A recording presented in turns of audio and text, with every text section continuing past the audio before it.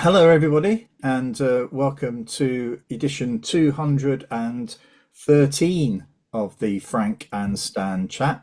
And for those who are watching on video, you'll notice that there are three of us this week, and at the bottom of my screen is Tracey O'Brien. Hello, Tracey. Hi both. Hi, Tracy. Hi. Hi. Tracy was a guest here, I don't know, is it about a year ago? Yeah, I think And, so. yeah, and you'd think that all of this was brilliantly planned because Tracy uh, uh, has got a keen eye on inspection processes and is the author of Rethinking Inspection, a book you can get from any good bookseller. But this week, there's been a big announcement about some proposals for changing the way that schools, early years, colleges are inspected, together with how the government intends to implement support for the schools that require it. So this is fantastic timing, and it's great to have you this week. Of all weeks, this is the week. So what we've decided to do is to break with tradition. We're not going to have what's caught your eye this week because I think for all three of us it is this. So we're just going to have a general chat about our perceptions and strengths and weaknesses of the proposals. But before we do that, we'll go to Stan just to see how he is, and then come to Tracy to do a formal sort of introduction, and then we'll get stuck into it. So, how are you today, Stan? Really good. We had a good morning with about 30, 33 heads up in Lancashire, talking them through the issues of the week. So, was inspection on that agenda? Only as an update to remind them to look at the consultation and respond. That Right. that was really what we had So you didn't on. get any feeling about how it was landing? Just a general sigh, I think. And, you would think in the past the new framework has been quite exciting for all sorts of reasons that staff have got, particularly head teachers have got excited about it. It might be excited because they're terrified, excited because they don't like it, but they've always had something buzzing and something to say about it. This just feels like a bit of a damp squib in that it's not changed much. I Yeah, think people were hoping for some significant changes. I don't, I can't see significant changes. I can just see more complication. yeah, yeah. Well, we'll get into this, I think, in a little while. So, Tracy, you're the head teacher. Is it Wallington High School for girls? Yeah, that's right. In sunny Sutton. Yes, yeah. I know that because I sent your little gift off today for appearing here, so that Oh, should arrive next week. But would you just like to introduce yourself so that those colleagues who didn't watch or were unable to listen to the first time you appeared, they know who you are and why you're such a relevant guest today. I'm a teacher. I teach geography, which means that I'm really interested in sort of the world and people generally. I've taught in London schools for, I'm going to go 35 years now, 34 years. Um, Been through lots of different inspection regimes, should we call them. I've worked in some really challenging schools, so I know how these things, hit staff particularly. And I've written two books. The first one was called Sensible School Self-Review, which is something I'm really passionate about, knowing the school without doing a ridiculous amount of paperwork and form filling and all of that kind of, pressure and high stakes kind of stuff. I'm really into systems leadership. And the second book, Rethinking School Inspection, is there a better way? Now we know. well, Hot off the press on Monday. So well, I think your book, your your book, which I'm pleased to say I have read, emphasizes school self-evaluation, puts that right at the heart of the whole process. And I have to say, when you were last on, this was something, it's still something that is really important to me. As an inspector, if you feel as though you've got a school that isn't absolutely in tune with where it's at, then it's only going to end up getting worse, because there'll be a lot of wasted time, a lot of wasted effort trying to improve things, which perhaps are not the most important things worth improving. So, Those are two key judgments, Frank, aren't they? How well's the school doing, and how well does the school know itself? yeah, And if you're saying both are okay, you really shouldn't need to go any further. no, no, no. absolutely. yeah, And if we could just have that one, Stan, then please, that would be Yeah, amazing. yeah. And I I think did one of the write one. I did write one that I only shared with Frank, I think, and one other person, and it was all based around self-evaluation, validating the self-evaluation, and saying, yes, you're doing the right things. This is working. That's maybe not working well enough, Yeah, so you need to step up on that one. I can't see why that doesn't work mm, if you make the judgment of how well the school knows itself. yeah. I think we'd all agree that a framework, of what's expected is a really useful piece of work, and put it out to consultation. We can talk about the consultation in a minute. But yeah, using a framework to guide your kind of activity and then measuring yourself against it by doing the sensible stuff in schools. Yeah, absolutely. And then get somebody in to validate your judgments. Yeah, Job done, really. yeah. And that But actually no. feels collaborative as well, doesn't it? It is a top-down model, but it actually sort of works from the bottom up to meet you Yeah. halfway. yeah. Um, I think in my proposal, I also suggested that there was far more they could do as a desktop exercise, and then have what I described as a professional conversation with the head teacher that was about, well, we've looked at all the information we've got, your website, everything else, and our view is A, tell us about where you think you are, and do those things coincide? yeah, yeah. I think we had a guest on a couple of months ago who was clear that actually the focus should be on asking the pupils whether they feel included Mm, in the school. And actually, the more I've thought about that, the more I've felt as though, there's questions you could ask. Do parents feel included in the school? Do staff feel included in the school? All of this inclusion issue is mm, one that I think sort of is a very important focus. But actually, I feel that often the thought of what inclusion is something that's easy to be measured. And so mm, it's quite interesting in the proposals that I saw on the on the sort of grid, the color coded grid of all these. I think it was the achievement in the example that was given by Ofsted. Achievement was not strong, whatever the term is. I haven't got it here, but Secure, is it? secure was not secure. It was not. It was the grade below that. But inclusion was strong, or was one of the strongest areas. And I'm thinking, no, I'm really struggling with this now. I'm really struggling with this because, in order to get if you've got significant weaknesses or some weaknesses in the achievement, then surely that's likely to have an impact on how included all of the children are. I mean, it's just such a narrow definition for me, both in terms of achievement and in terms of inclusion and about what they are, which then raised the question for me about, well, where's the hierarchy? Which I think your model there, Stan, is very clear about the hierarchy because there's only two bits. You Mm. know, do you know, Yeah, basically, do you know your school yeah. well I enough? mean, you could split the how well is the school doing into, teaching and learning, leadership and management, mm. achievement, progress. You could do that, but you could do that in a way that doesn't involve two people, three people staying in your school for 2 days and not necessarily getting any more evidence than they get with a straight one-to-one conversation with the Yeah. head teacher. I mean, uh, let's get into some of the detail, shall we, of the proposals. I mean, Tracy, what's your initial thoughts about what's being proposed?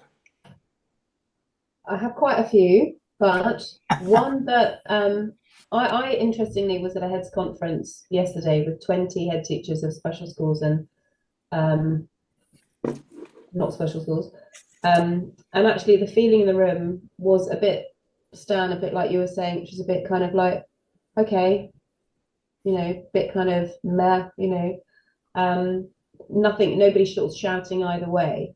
But I've looked through the color coded grid and I've been through all the sections, and I do think, having inclusion on there and having leadership running through everything, which is again about this sort of space for professional, discussion around, are you doing all that you reasonably can in the context that you're in? So I really appreciate that.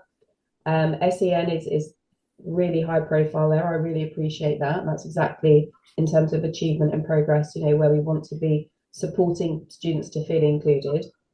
One of the things that really, I'm going to say annoyed me, and I don't know how other people would feel about this, but on the old reports, when I'm saying old, they're current. Current reports. Current reports. It will say, you know, what the school needs to do better. And fine, absolutely. And that's usually something that's kind of co-created in a discussion during the inspection about, as a school, we've identified these things. This is in our SEF, this is in our action plan, our sort of longer term strategic development plan. If Ofsted come and find something that you don't know, that's, you know, that is a surprise, but maybe that goes in the report. On the new reports, and I watched the video that Sir Martin Oliver did, and I've stopped it quite a lot to have a look and zoom in at the photographs. Underneath the banners where it's got your sort of drop down colours, it says our recommendations. And that, I think that's really wrong, because what that looks like to any observer is, this is what Ofsted think about your school, and this is what we as Ofsted are telling you. And I don't think that's right. I think the language of what the school needs to do to improve is fine, because it's you know, something you probably thought about yourself. But there's something around the language of, and now we're telling you these things, as if you didn't know those things already. So that bit is kind of, yeah, so as if to say, well, these were identified within our self-evaluation. Our trustees and governors know all about this. But then, as you say, it sounds as if out of the blue, rather than saying we confirm or we agree with the school's focus on this area or whatever. Even if it just said recommendations, I don't know, there was just something about the word our that made it feel like we weren't part of that process or part of that discussion. And I don't know whether other people will care or pick that up. But I think you're probably looking at it. I think that, let's face it, I mean, Stan and I are in a fortunate position that we've not got schools to lead this week. You know, I mean, most professionals will have been dealing with the day-to-day stuff, won't they? You know, so I suspect it will be over the next week or so. When we get to half term, perhaps some people may have a little bit more time to take it all in.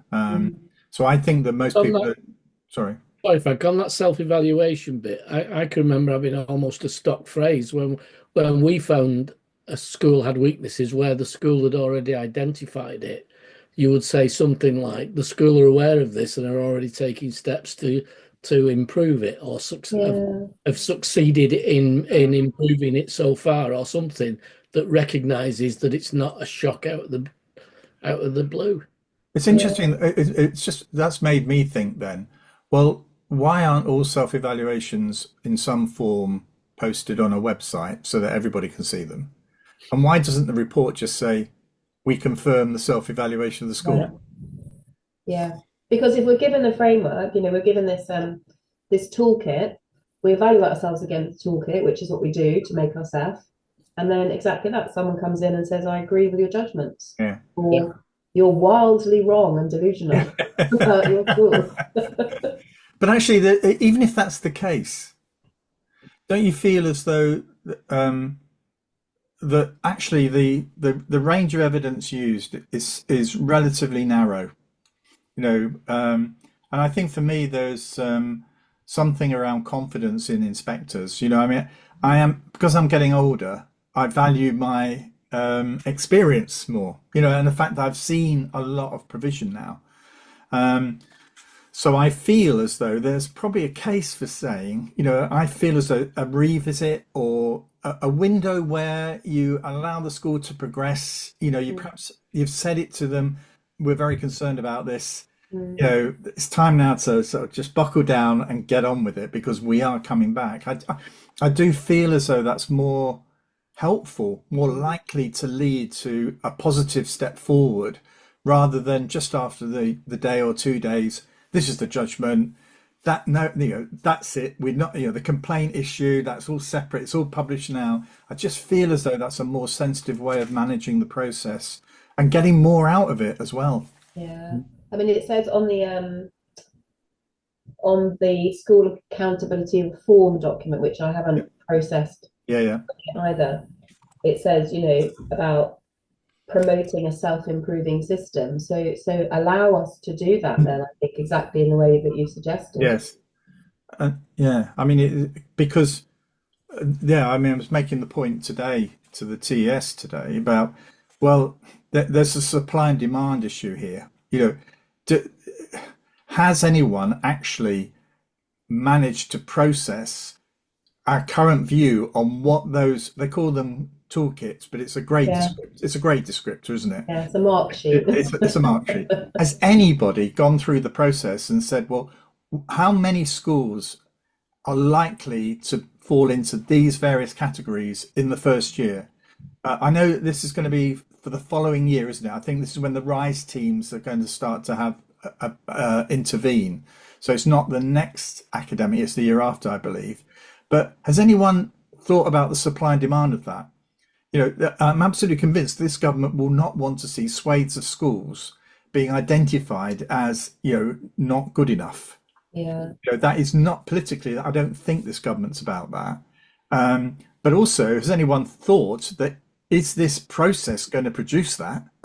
And if it does, are there sufficient people within the RISE teams to actually intervene? You know, and are we not just possibly creating just this ongoing issue?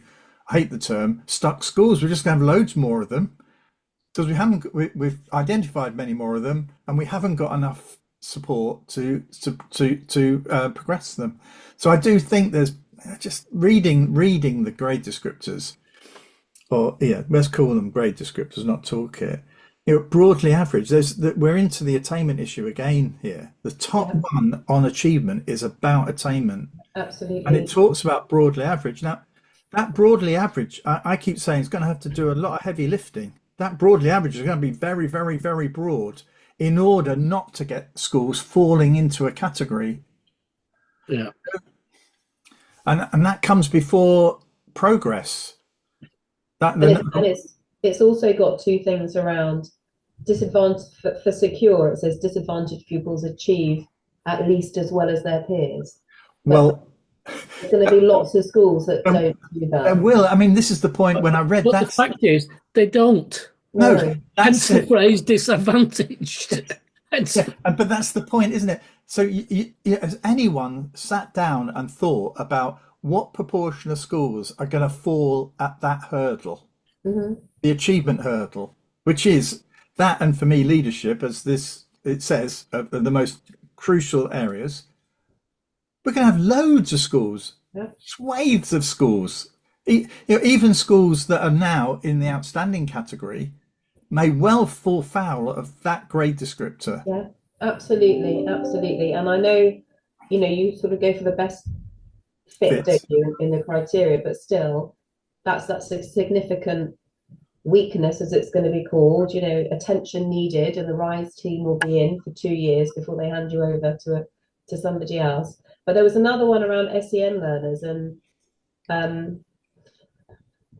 this I've got so many, like, in terms of process and the whole thing, there's so much going on in my head. But one thing is, when I wrote the book about Ofsted, I interviewed somebody from the CQC who said that Michael Gove had really liked the way they did their assessment with the grades, and he pinched that for education.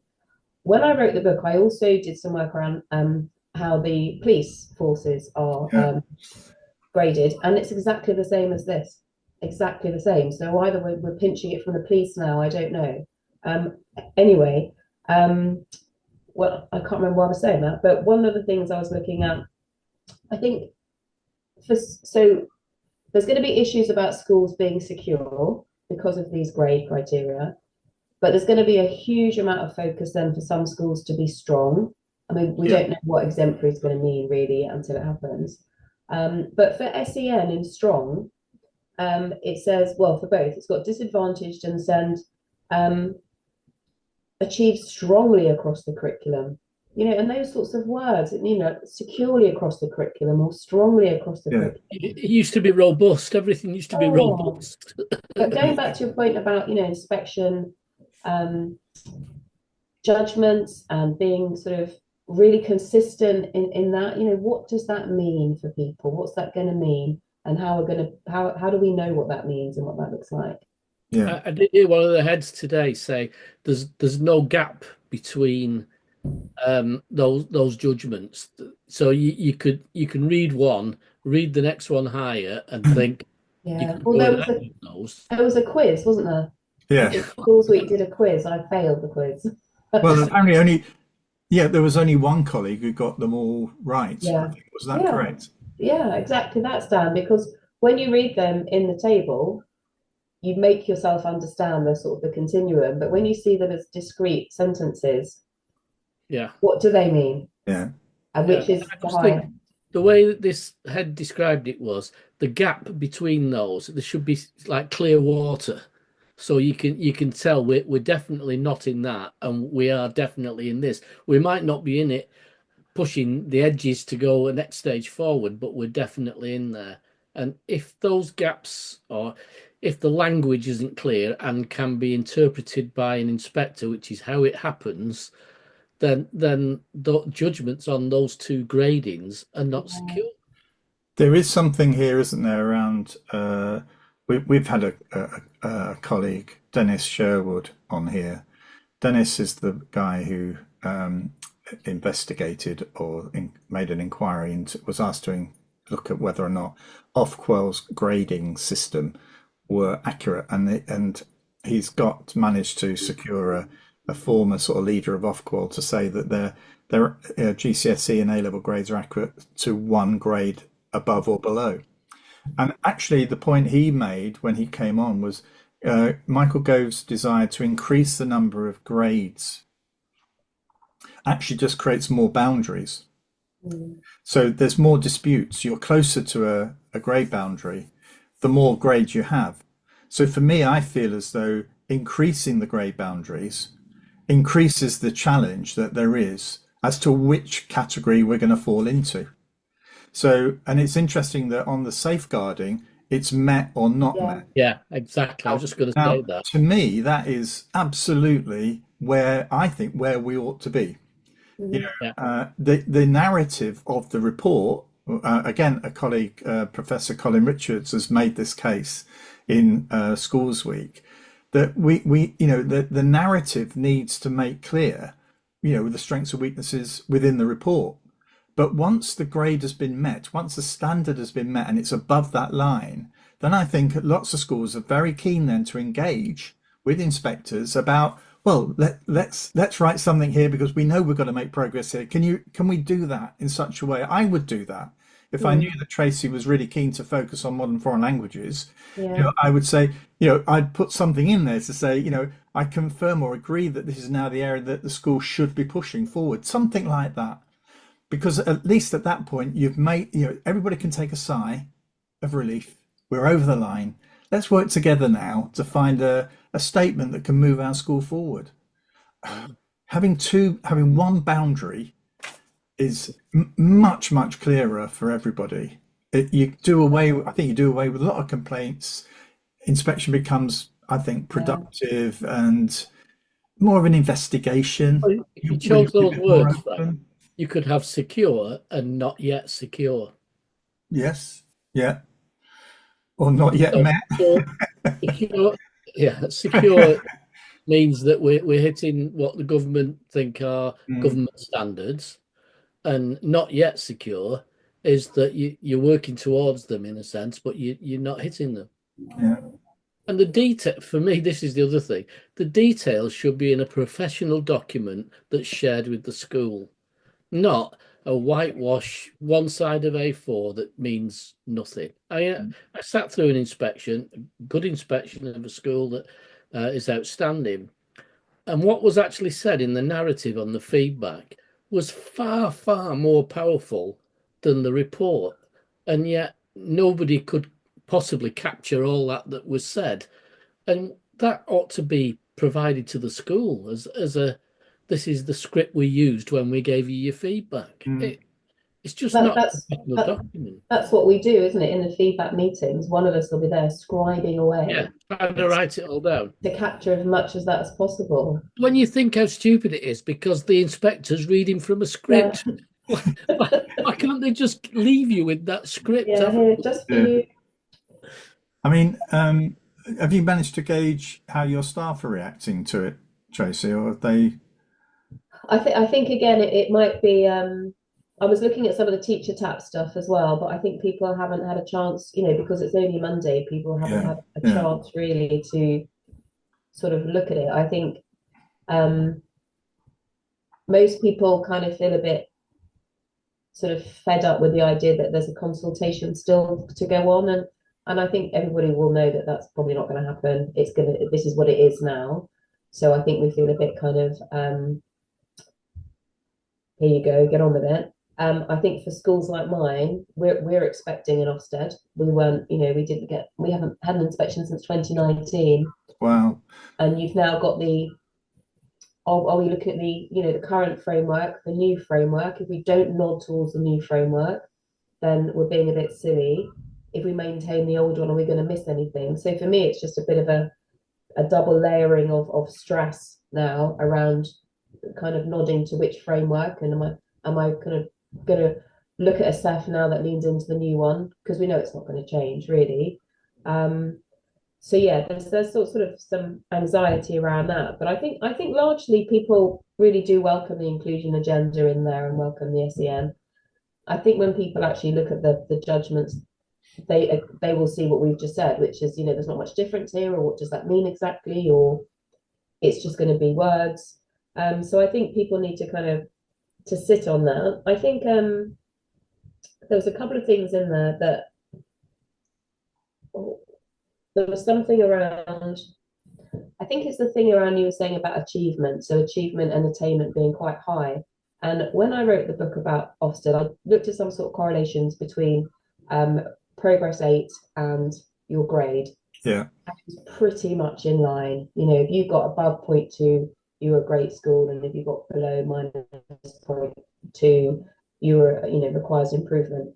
And I guess that's going to pretty much drive this narrative around. And the other thing on the report itself, underneath the drop downs, underneath our recommendations, just before that, it says the school is mostly strong or secure or something. So it's still going to be a one-word judgment. yes, On yes. there. It's going to say the school needs attention, or the school is strong or something. So we haven't got away from that, and we've just got more judgments. I mean, it looks nice. Yeah, I think that's the danger, isn't it? That it's presented well and suddenly presented as an IT piece where you can drop down things.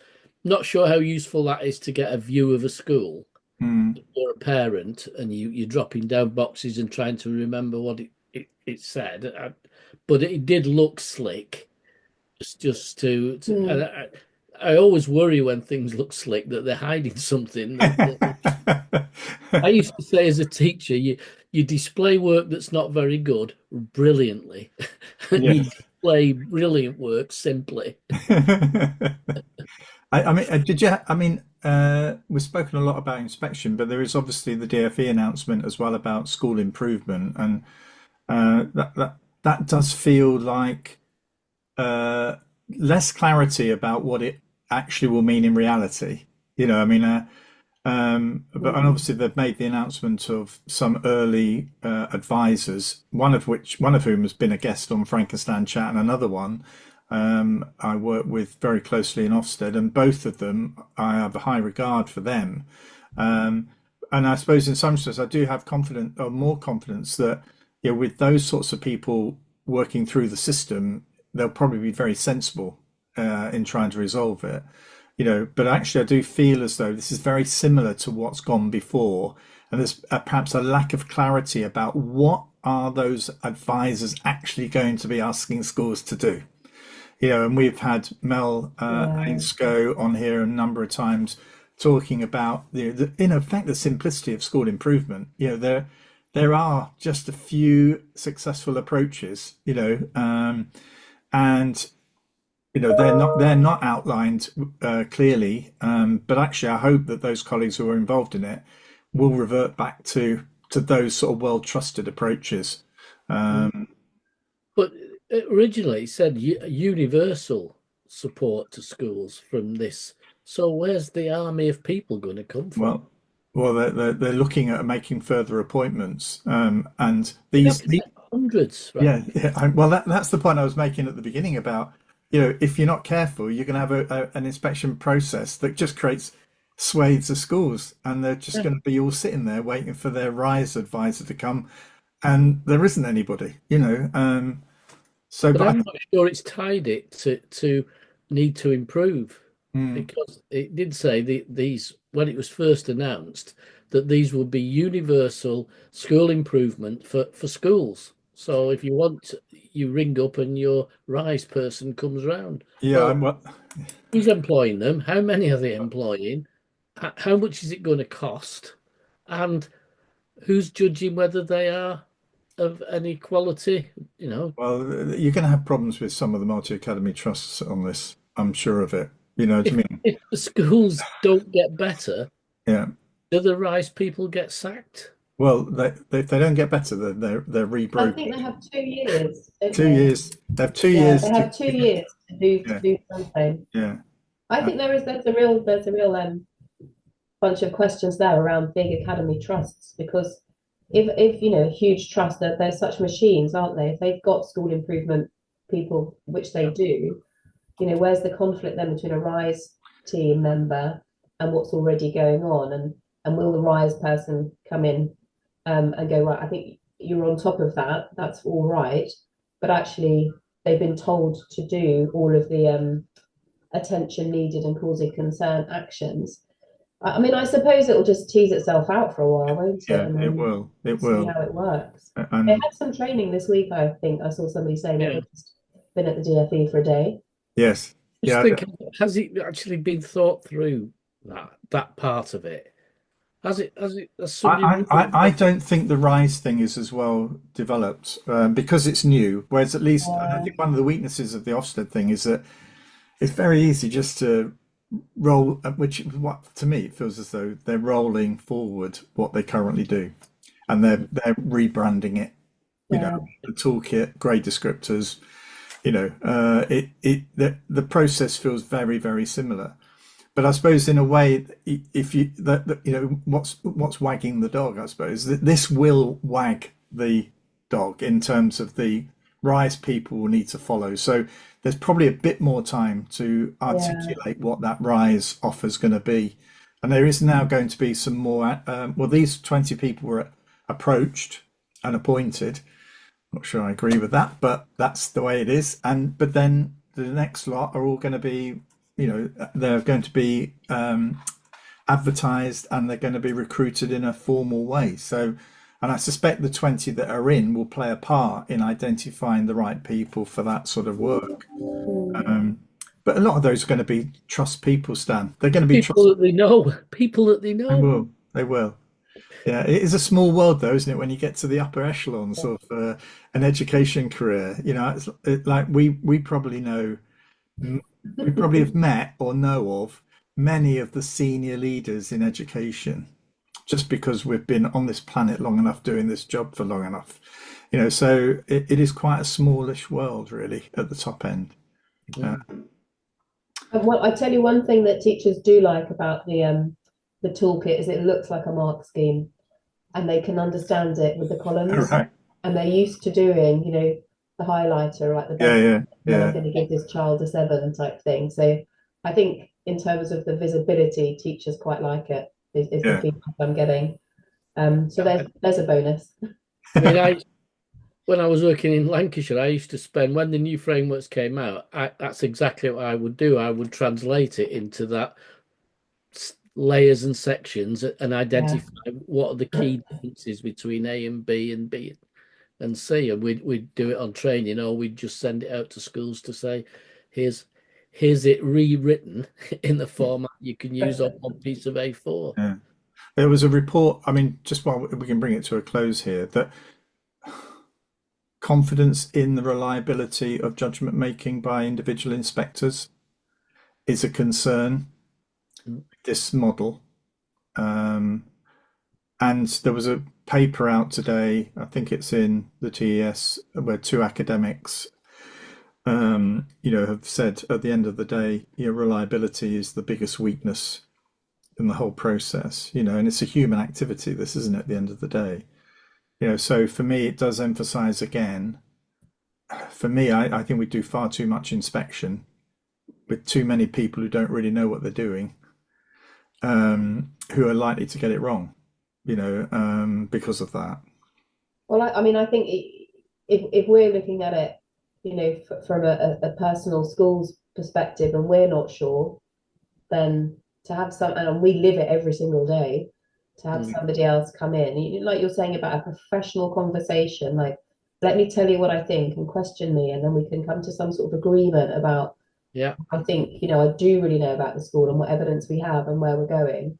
But if I'm not sure because of the criteria and somebody else is also not sure, or they're making very snap judgments over 2 days, then we haven't moved on at all. We're in No, exactly the same situation with pretty much the same criteria, but vertically. Yeah. in nice boxes. I'm just thinking off the top of my head here, this might be crazy, but would it not be possible if you had that professional conversation to say, right, well, actually, now we've had the chat, we've looked at all the data we've got, your school, most judgments will be between these two. The nuances will be between secure and whatever the other one was, strong. So the school can breathe out a bit. And unless something disastrous happens, but it shouldn't. Yeah, It doesn't that's where I felt the Met is. That's where you draw the Met line. Yeah. Yeah. So we're not going to be putting you into a category at this point. And that conversation should be before they come in. So we're looking at whether enough of your stuff is good enough to go into strong, or whether it remains insecure. So either way, that's the focus of Yes, our. I think there'll still be too many debates about that, and the pressure from trusts onto individual inspectors will be very high. But they will want to be pushing, as everybody will want, the inspector to see it up here and not here. So for me, that's where I think Colin Richards is right about leave the words to me. It's my report as the inspector. I'll write about what I've seen, but actually, let's just have that point now. Let's do it collaboratively now, because we know we've met the standard. Yeah. You might not like the word I've used or what I saw in the playground on that Thursday morning, but I'm going to write about it. Doesn't mean to say you're not met, but I'm going to report on that. That's for me to do. Just feels to me as if there's just going to be, having more grades will lead to more conflict and more risk for schools. I mean, and more challenge, more complaints. Yeah, if you go back to the Ruth Perry thing, at that point, it was, not for her. I didn't know the details of her school, but you've not got all the people on the central register, therefore your school's inadequate. And that was just a ridiculous position to put yourself in. I think this kind of framework does that, because if, as you say, you can read two and say, well, actually, you're not quite in there, you might be in there. And if you might be here, the lower one, suddenly you're in a category for something that happened during the course of the inspection. Well, that then isn't how the school operates. It's something that happened on that one day when the inspectors happened to be in. Yeah. And right, Frank, at that point, there should be a break, let's say a 3-week break, and we'll come in. And if you've repaired the damage that we spotted, we'll report as we saw. But I think the framework's better at that, isn't it? I think the wording around the safeguarding does allow a bit more flexibility around that. It's not as black and white as it used to be, which I think is helpful. The other thing, Frank, sorry but that issue there was a management issue, an admin issue. And yet management and administration isn't part of it at all. No. Most schools, if they're going to fall over on something to do with management and administration. Yes. I don't know how can we just summarize how we feel after this discussion, because we've had 40 minutes on it. I feel sort of disappointed, really, that it's not more progressive, and it for me demonstrates why Christine Gilbert was right in the learning review, that Ofsted still looks quite insular, quite defensive, and she asked for some changes in the senior leadership team at Ofsted in order to generate this sort of new way of thinking, and the inspectorate hasn't delivered on that. You know, all the former senior leaders are still in post. You know, I think that is for me where some of this lack of creativity is coming from. You know, so I feel disappointed, to be honest, about it. But you know, I will be engaging in the and also, you know, I think trying to come up with some alternatives as well. You know. So what about you, Tracey? What's your sort of sense of this then as we bring it to a close? I agree. I think I'm not surprised, but I am disappointed that in a self-improving system that we don't have an opportunity, we haven't been given that opportunity to be professionally engaged in our own report. And I think going back to what I said earlier, the bit where it says we recommend as Ofsted, our recommendations, I think makes that really clear that the report is a done to exercise. And I think that is a real opportunity missed. And I really wanted a SEF back.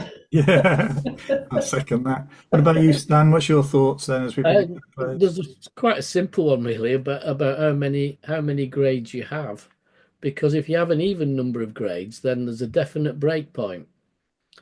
If there were 4, then 2 would be met and Yes. 2 would be unmet. With 5, you've got that slide into the middle one, and that's where, you know, if we're not sure, we'll just slide it in there. Yeah. It's satisfactory all over again, that, isn't it? Yeah, it is. Well, well, no doubt you'll get your buzzer out again, Stan, Yeah. in the next week or two. Here it is, the Ofsted buzzer whenever we talk about Ofsted. But I think we have an excuse this week. So thank you very much, Tracey, for joining us. I'd love to come back again next year and let's see where we are with all of See what's this. happened. Yeah, and thank you, Stan, and thank you everybody for watching and listening. And we're back next week. I think we've got 2 next week, Stan, to squeeze Yeah. a couple of sort of Frankenstein chats, a special spotlight as well with Dr. James Mannion. Yeah, talking about his latest book. So yeah, that's all next week. So until then, it's goodbye from us. Thank you. Take care, everyone. Bye-bye. Bye. Bye.